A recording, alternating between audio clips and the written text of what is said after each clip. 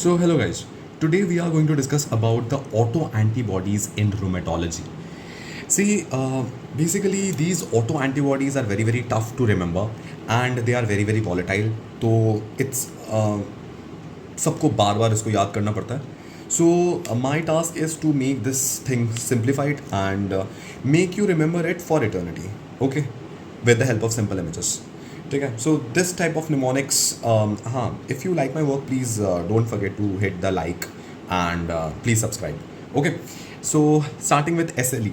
ठीक है. सबसे पहले अपन लोग SLE से स्टार्ट करने वाले हैं. What's the full form of SLE? It is systemic lupus erythematosus. ठीक है.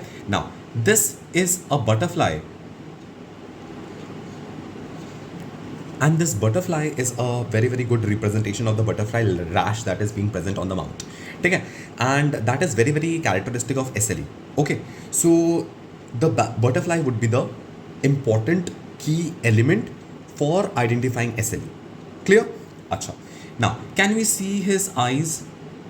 This eyes looks like nucleus, right? So that is basically your anti-nuclear antibody. Now other antibodies, ये पता चला कि न्यूक्लियस की तरह दिख रहा है एंड एंटी न्यूक्लियर एंटीबॉडी अपन लोग बोल सकते हैं. ठीक. नेक्स्ट एंटीबॉडी की तरफ चलते हैं. Now just see, can you see this balloon? That is heart shaped balloon. तो that is cardiac, something cardiac. It is anti cardiolipin antibody. This heart-shaped balloon is a representation of anti-cardiolipin antibody. Okay. Now, can you see this hula loop? Hula hoop, right? But it is hula hoop. ठीक है. This similar, it sounds so similar like loop, right? तो lupus, anti-lupus antibody. Okay, so anti-lupus antibody, hula hoop, loop. I hope you would be able to remember it. Now, coming towards this pasta, this looks like DNA. DNA भी तो ऐसे दिखता है. Can you see this? तो DNA भी तो double standard होता है. ठीक है. तो एंटी डबल स्टैंडर्ड DNA.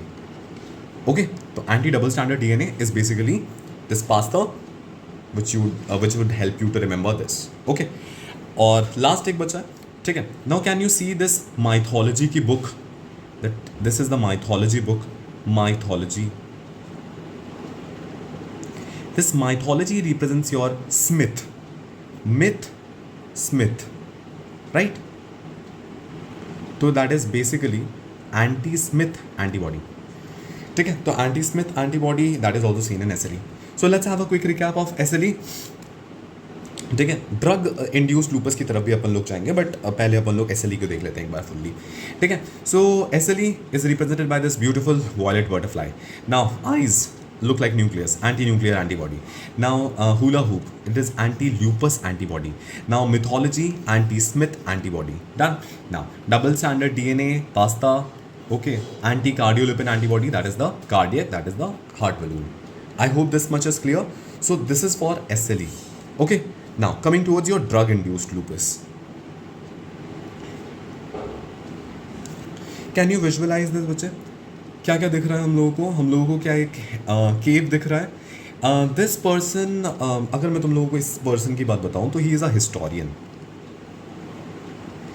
जो कि क्या करने आया है यहाँ पे, खदान वदान में खोद के रिसर्च करने आया है. ठीक है. ओके. एंड ये तो हमें पता ही है. This is our butterfly. ठीक है. बटरफ्लाई एंड जस्ट सी, यहाँ पे बहुत सारे मेडिसिन पड़े हुए हैं. मेडिसिन्स, या फिर मेडिसिन्स को हम लोग क्या बोलते हैं? मेडिसिन्स को और क्या बोलते हैं यार? मेडिसिन्स को और क्या बोलते हैं? अपन लोग क्या बोलते हैं यार? ड्रग्स बोलते हैं, राइट? तो ड्रग्स बोलना ज़्यादा अच्छा रहेगा ना, क्योंकि ड्रग इंड्यूस्ड लूपस होता है. तो okay. So this butterfly plus these medicines is a representation for drug induced lupus. ठीक है. is our indication for drug induced lupus. So what is the antibody in the drug induced lupus? It is anti-histone antibody. Anti-histone antibody. ठीक है. क्या है? anti-histone antibody. Butterfly, drugs, drug-induced lupus, and he is the historian who is doing some research out there, and that is the that is the anti-histone antibody that is being there. ठीक है, I hope you would be able to remember that. Remember it. वो तेज़ तेज़ बोलते बोलते flow ख़राब हो जाता है, पता नहीं, कभी कभी I sound so crazy, but ठीक है, ओके. अच्छा, now just C, this is rain. Rain से हम लोगों को RNP याद रखना है, ठीक है. RNP sound so similar to rain, right? Okay, now just you can see this pull, right? And just see there is a single umbrella U1, ठीक है. तो एंटी U1 RNP, ठीक है. U1 मतलब अम्ब्रेला 1, ठीक है. He is having a single umbrella, right? And just see, you can see this is your pull. Now initially the pull was connected, but because of barish and storm, what happened that the pull got broken down. Initially it was connecting these two parts. So that is connective tissue disorder. Connective tissue disorder. So what is the antibody that is found here? That is basically anti-U1 RNP. Okay? Anti-U1 RNP, and that is seen in connective tissue disorder. Okay.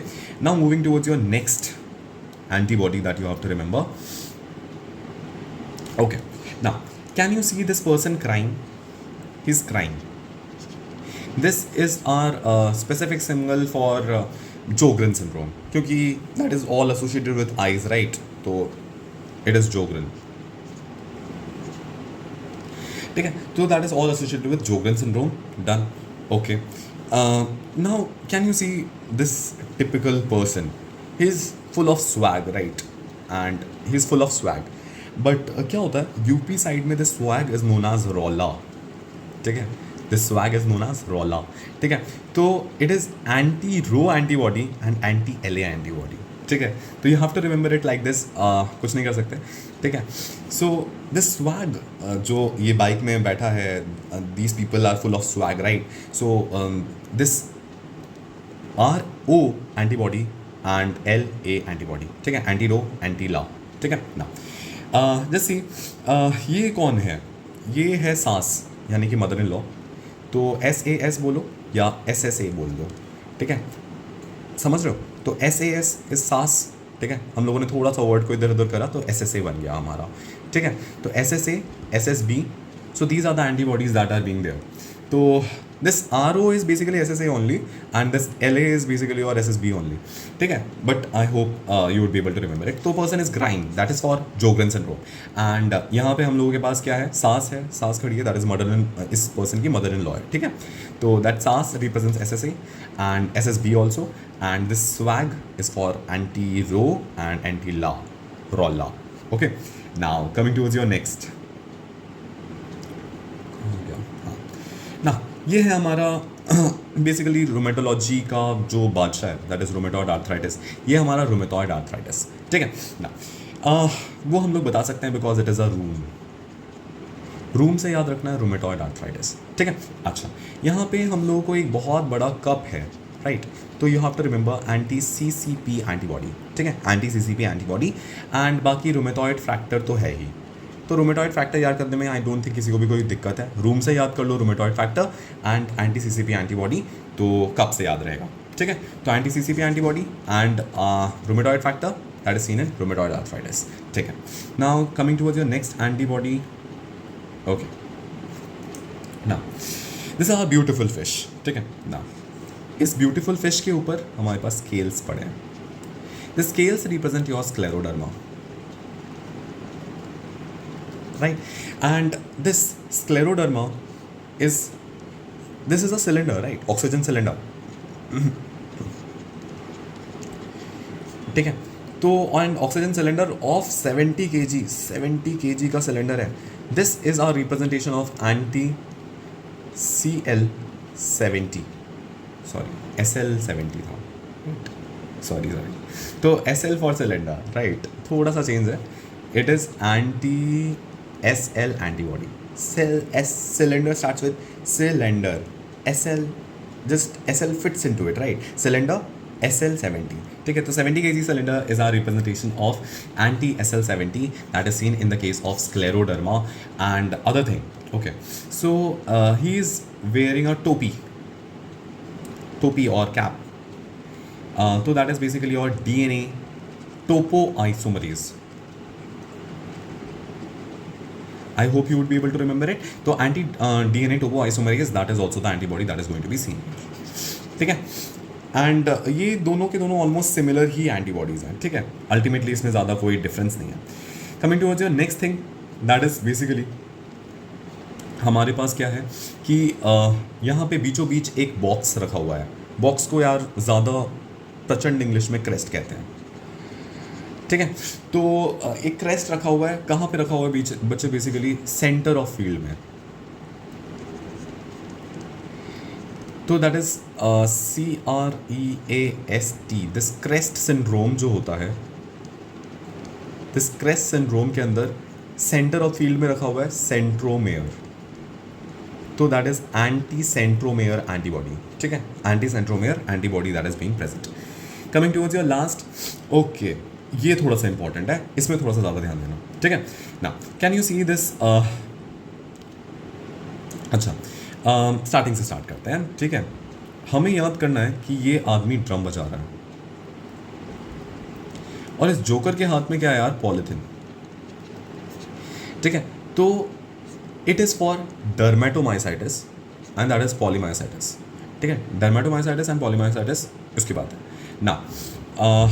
Now see this knife is so sharp, right? तो it is sharp knife से हमें क्या याद रखना है यार? Anti SRP antibody. Anti SRP antibody हम लोगों को याद रखना है. एंड ड्रम से क्या याद रखना है हम लोगों को? डर्मेटोमाइसाइटिस. एंड पॉलीथिन से हमें क्या याद रखना है यार? पॉलीमाइसाइटिस. याद रख लोगे? ठीक है ना. उसके बाद हमारे पास क्या है यार? ये माइक्रोफोन पड़ा है. दिस माइक्रोफोन से हम लोगों को याद रखना है यार MI एंटीबॉडी. ठीक है, दिस MI एंटीबॉडी हम लोगों को याद रखना है. ठीक है, उसके बाद he is joker, right? This joker से हम लोगों को याद रखना है एंटी JO एंटीबॉडी. ठीक है, तो एक बार वापस इसको रिकैप करते हैं. दिस इज फॉर ड्रम बजा रहा है, that is dermatomyositis. And this polythene इसके हाथ में, that is polymyositis. He is holding a sharp knife. तो शार्प नाइफ से हमें वो याद और करना है SRP. ठीक है, उसके बाद just see, can you see this joker for JO antibody now. And can you see this microphone? This is basically your MI antibody. तो आई होप डर्मेटोमाइसाइटिस एंड पॉलीमाइसाइटिस के लिए तुम लोगों को सारे एंटीबॉडीज याद रहेंगे. ठीक है, I know I am quite fast but we have to finish it early. ठीक है, एंड बेसिकली जब भी तुम लोगों को ये रिवाइज करना हो ना, you can ask me for the photographs. आप लोगों को मैं नॉर्मल फोटोग्राफ्स भेज दूंगा एंड यू कैन जस्ट खुद ब खुद से आप लोग उस फोटोज़ में चेंज करो and that would be better. मतलब ताकि तुम लोगों को खुद को याद रहे कि हर एक निमोनिक क्या क्या रिप्रेजेंट करता है. That would be good, right? Okay, so time waste करते बिना अपन लोग लास्ट पे आ जाते हैं. This is the last one बच्चा. एंड ये क्या है अपना यार? मुर्गा है. मुर्ग से हम लोगों को चर्ग. जस्ट सी कि अगर मैं चाय के अंदर एक मुर्गे की टंगरी रख दूँ, ठीक है, तो ये चर्ग जैसा सुनाई देगा ना, एक चर्ग स्ट्रॉस. तो चर्ग स्ट्रॉस सिंड्रोम. ठीक है, तो this Churg Strauss syndrome is represented by this murga, right? And now this murga has so much protein that is basically your C ANCA. ठीक है, it is having your T ANCA because it has a lot of proteins. Let's have a quick recap. एक quick recap करते हैं. So क्या तुम लोगों को यार मुर्गा दिखाई दे रहा है? This मुर्गा, अगर मुर्गे को अपन लोग चाय के अंदर डालेंगे, that is basically Churg. Okay, Churg Strauss syndrome and it has a lot of protein, so it is P ANCA. ठीक है, it is P ANCA. That's all for today's video. Please एक काम करना है. That is you have to hit the subscribe and please like the video because ये images बनाने में थोड़ा सा यार मेहनत लगती है मेरी. तो if you would subscribe and like, so it would be good for you. That's all. Thank you.